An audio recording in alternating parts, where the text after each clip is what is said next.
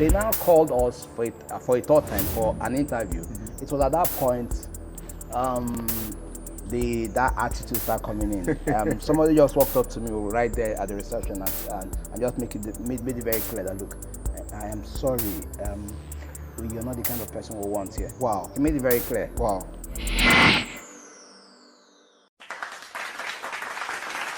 Hello, welcome to the KWS Show. Our guest today is an on-air personality. He's a TV presenter. He's a voiceover artist. He's also an actor. His vision is to create a personality brand that will go beyond attending to people's need, but that will also give them a reason to believe in themselves. He's one person that has stood out in the media world. He's done a lot of things with his skits that he normally releases on Instagram, and of course, in his radio station, speaking to those that are voiceless, and of course, giving people a reason to believe in themselves. And today on the show, we have him right here to talk with us. Ladies and gentlemen, welcome Victor Nwaogu right here on the show. How are you doing, boss? Thank you for having me. Nice. Welcome to the show. Thank you. Amazing. So I was going through social media, doing some research on the internet and stuff, and I discovered that your story was really, really peculiar. How did you start? For some people, it's very difficult to start. How did you start in the media business? What was your story like? Talking about the media industry, at least every individual would want a perfect life for himself. Okay. Every graduate would want a steady job, that will consistently bring an income. But because even before I got the job, at least I have one or two good knowledges of the media, because at least part of what I studied in school. Okay. And so it was not far-fetched when the job came my way. And how did it all emerge? When the TV station Wazobia TV was created, Okay. the owner needed something different, something very unique, Wow. something that would probably something different from the regulars. And looking at it, he thought of none other idea but to bring in little people into the system that will appear as TV presenters, speak to people and all that. That is how I came into the system. That is how I became a TV presenter and eventually a radio presenter as well. Wow, amazing. You talk about uniqueness. I am one person that stands for uniqueness. And your story is peculiar, not because of the fact that you were able to do something that other people find difficult to do. You have a personality, like you said, little people. You have something that makes you different from other people. And for some people, they would lose self-confidence over this. They would feel intimidated by the so-called big people. How were you able to muster up that courage to do what even the other people would do normally? How were you able to get that confidence in doing what you do? It has to do with your background. Yeah, First okay. thing first, it has to do with your background. And it's a society, or rather it's a world where average people dominate. True. So even when we come into the system, I mean, we are easily noticed. We are very conspicuous, no doubt. And that makes it very obvious when you pass by, people stare at you and all that.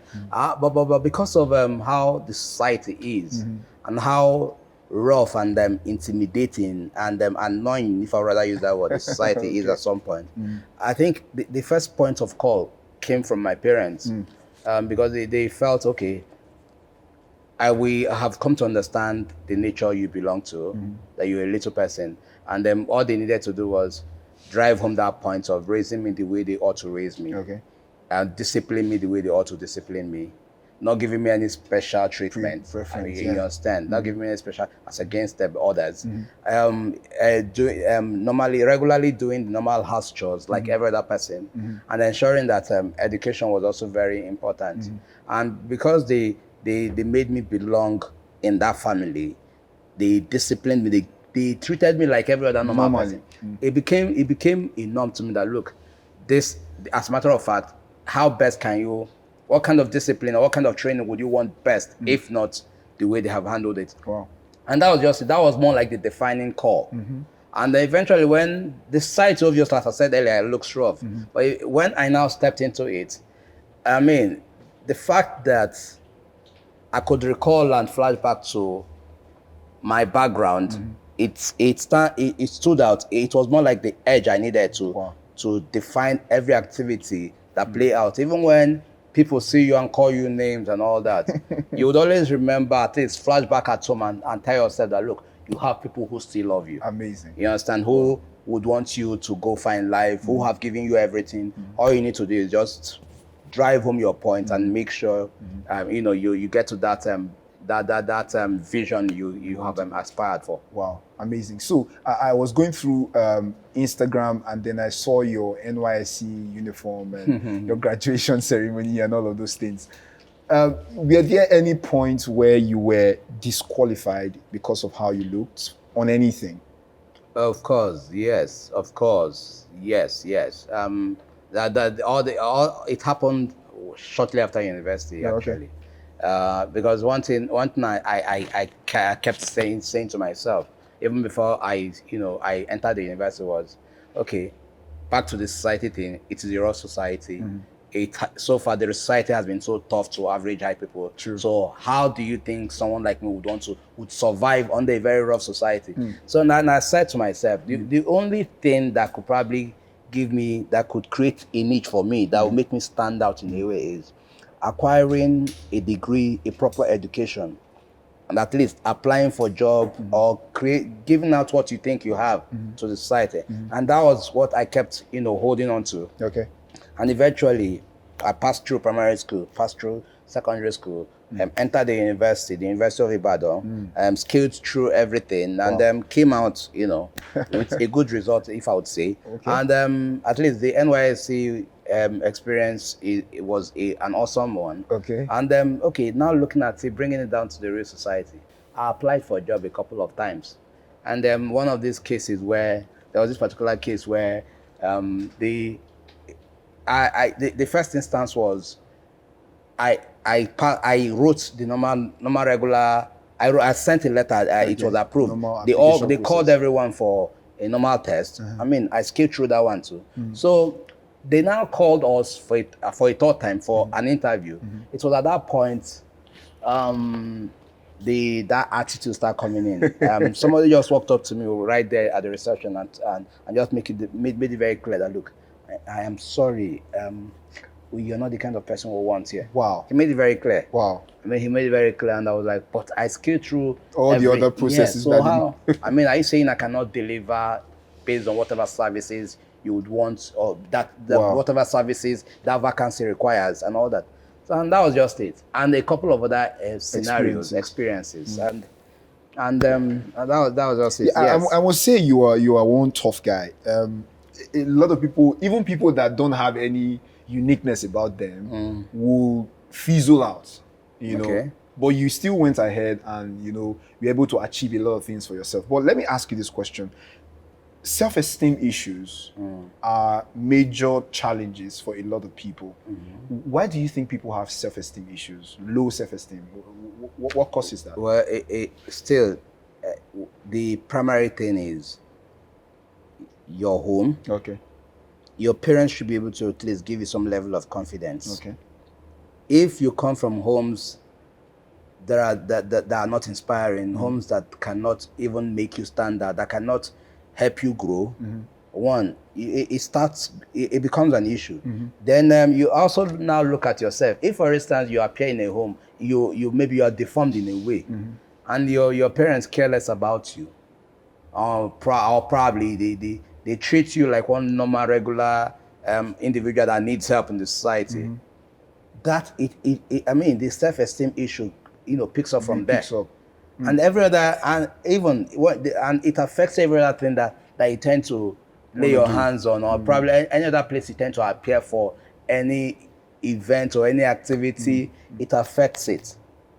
Okay. I believe the driving point should be your home. Your home should give you that confidence. So and the moment that is done, every other thing becomes... So in other words, most of the deformities that we have in characteristics and behavior of people today starts majorly because of how it was in the home, the parents and how they're raised. Because it is job of every parent to instill and put values, confidence, a lot of things in you, and make it very clear that look, we stand by you in any way. Wow. Just go out, define your world, and we'll stand by you always. So, but looking at that fact, don't you think a lot of parents, don't you think it's possible to over pamper your child, that when your child now grows up to facing the realities of life, they are not able to handle those difficulties and challenging moments that come? Don't you think parents do that sometimes? These are two different phases. Okay. One, the phase of, instilling that confidence in your child. Okay. Ensuring that your child follows every rules and obligation you present in the house. And also, there's also the one that has to do with you probably trying to nurture a child and make him probably have this belief that look, that he's been cared for, and overriding on that. You understand? Yeah. These are two different things. When I mean your parents or your background holding on to and defining your world, it revolves around all these things. It should have a limit. Okay. It should have a limit. Okay. But if you now break out of that limit, I mean, whatever you take it. Of course, that's just it. Amazing. What are those things that will sell in society? And besides, also use what you have to get what you want. I'm a unique being. Okay. And I looked at myself, okay, if I add more value and offer a very good value, presenting this nature and allowing this nature to execute that value. Wow.